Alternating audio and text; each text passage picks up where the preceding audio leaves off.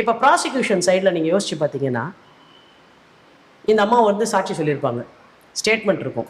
இந்த statement copy கூட அந்த அம்மாட்ட இருக்காது. அப்போ இவங்களுக்கு அம்மா நீங்கள் இந்த மாதிரி அன்னைக்கு சொன்னீங்க, அவங்களுக்கு ஞாபகம் இருக்கும் தான் சார். இம்ப்ரூவ் பண்ணி சொல்றதுன்றது இருக்குல்ல. ஐயாவை பார்த்த உடனே, நீதிபதி ஐயாவை பார்த்தோன்னே, ஐயா இதெல்லாம் நடந்ததுன்னு எக்ஸ்ட்ரா சொல்லணும்னு சில சாட்சிகள் நினைப்பாங்க.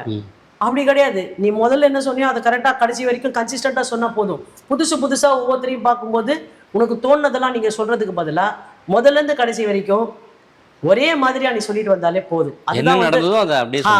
என்ன நடந்ததோ தான் அவங்க சொல்றாங்க சார். முதல்ல சொல்ல மறந்ததெல்லாம் புதுசா யோசிச்சு சொல்லக்கூடாது. சேர்த்து சொல்றதுனால நீங்க போலீஸார் உங்களை விசாரிச்ச போது இதை சொன்னீங்களா அப்படின்னு கேட்பாங்க. சொல்லலை அப்படின்னா நீங்க வந்து பொய் சொல்றீங்க, நீங்க புதுசா சொல்றீங்க, ஏன்னா இப்ப நடக்கவே இல்லைன்னு அவங்களுக்கு ஈஸி ஆயிடும். அப்போ டிஃபென்ஸுக்கு எப்படி 5 லாயர்ஸ் இருக்காங்களோ அது மாதிரி ப்ராசிக்யூஷன் சைடில் விட்னஸஸுக்கு நீங்கள் இதான் சொல்லியிருக்கீங்க. காவல்துறை கேட்ட பார்த்து இதை பாருங்க உங்கள் ஸ்டேட்மெண்ட்டு. ஸோ இதை பார்த்துக்கோங்க. இதை மாத்திரம் நீ சொன்னால் போதும்.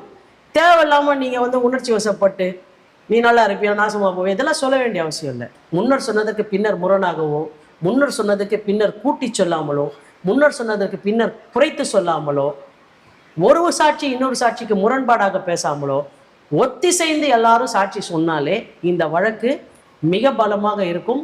அதுதான் இந்த வழக்கில் வந்து தீர்ப்பு கிடைப்பதற்கு ஆகப்பெரிய ஒரு கருவியாக அமையும்ன்றது தான் என்னோட கருத்து.